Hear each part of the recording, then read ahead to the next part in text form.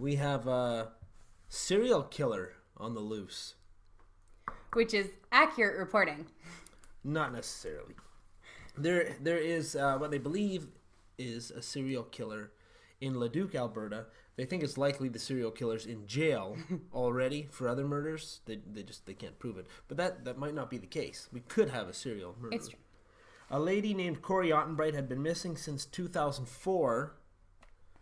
They found remains of her body with the DNA, and they linked it to her. And and they found remains of 3 other bodies in that area, most of which are alleged sex workers.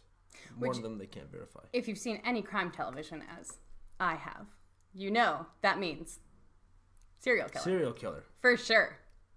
Are you being serious when you say that? No, like it for sure does. Oh, yeah, no. I've seen a lot of crime television. Yeah, that would seem, and all in the same area. Yeah. So we have a serial killer in Alberta.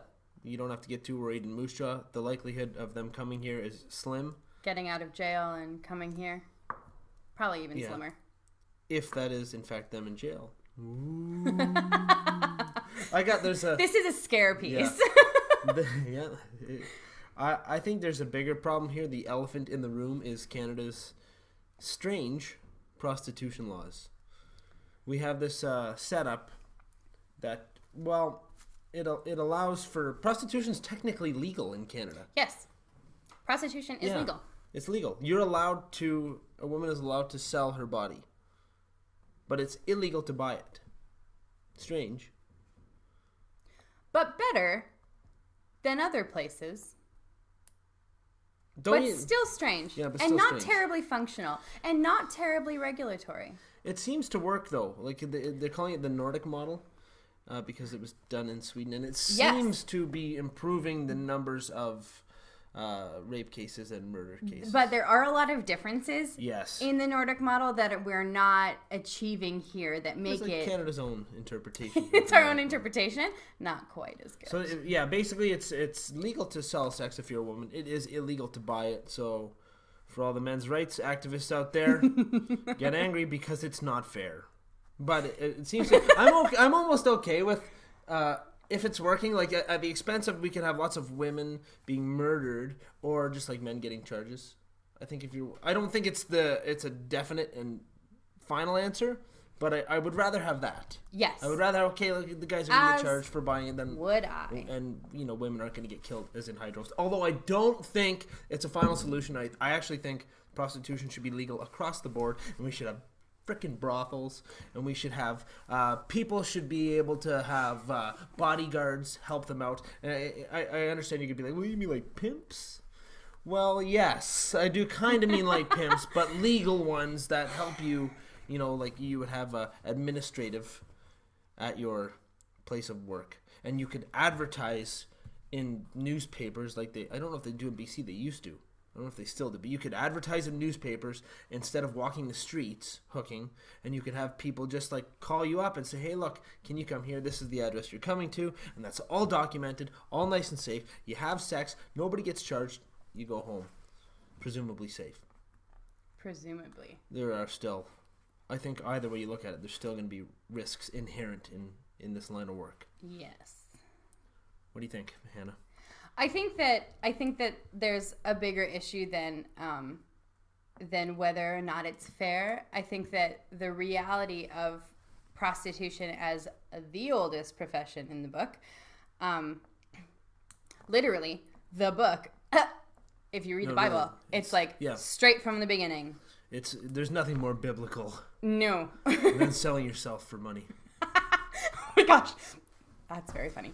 There might be a few more things that are more biblical than that, but it has been around since the beginning of time. It's never going to go away, and I think that there is a much bigger issue that has also been accompanying it since the beginning of time, and that's the economic disparity involved in the engagement of prostitution, and that's my biggest struggle with it, and that's my biggest push for legalization is not only legalization, like government legalization, but government regulation. And so not only are these women not doing this in secret, but they're not doing it unsafely either. And so if they are going to engage in prostitution, they're doing it on, you know, some sort of,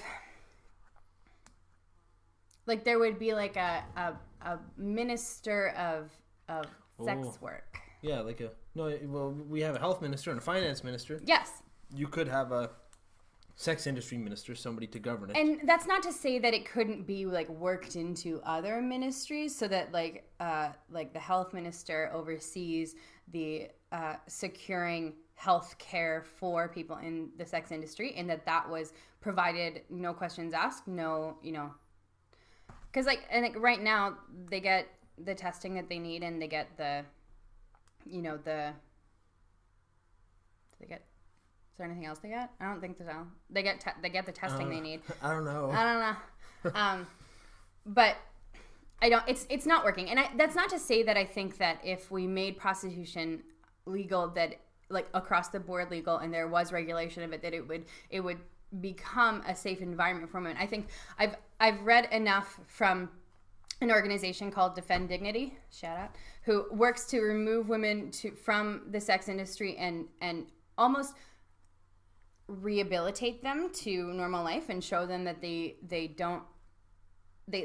are more than their engagement in the sex industry, and that they are worthy and that they're safe of care and of a life that is, you know, economically stable. Because I think that a lot of women in the sex industry are looking at it from an economic standpoint. They're at their wits' end money-wise, and they see this as a viable economic option. And that, I think, since like I said, the beginning of time, has been the biggest issue in prostitution, is that the women engaged in it have nothing else to go to. And this... Do you absolutely think that this, in all cases, or most cases even, it's a last-ditch scenario? I would imagine that some sex workers make a lot of money, and it's a profession they'd rather be in. I think that there's like for people who do like high-end escorting, perhaps. But again... But there's no debate that escorting, like if you're just at its face value, escorting is you're escorting somebody somewhere, right, as like a date. Nobody's saying that should be illegal. It's the sex act. Yeah. No. Okay. So like the idea is that at the top end of the spectrum, and there's always disparity in these kind of things, but when you become an escort, even for politicians and judges, and you know, like that's what they always say on TV. Yeah. Well, it's like just for like judges, not politicians and stuff. I've seen House of Cards. Right? Yeah. Yeah. Totally. They spend a lot of money on that stuff. They spend a lot of money on that stuff. And you can come away from that with, I don't know, some sort of economic stability, but I don't think that the vast majority are looking at it as a like it's not a solution. But considering, and this isn't necessarily the case in North America or in Canada, but in the States it's certainly better than working minimum wage. Yes. Because you can't live on $22,000 a year in a $80,000 a year economy. Okay, now they found this Carrie Ottenbright's body, and she had done something with incredible foresight, which is apparently rather popular within the sex trade. I wouldn't have known this beforehand, but she submitted her DNA. And I guess a lot of prostitutes do this. She submitted her DNA to a group called CARE. That's K-A-R-E. I don't know what it stands for. Do you know what it stands for? No, it actually doesn't stand for anything. But the K instead of a C is indicative of the unit. The missing persons unit in Alberta is Unit K, or the K unit. Right. So that's why they spelled it with a K. What's happened is she's submitted her because the job is so freaking dangerous.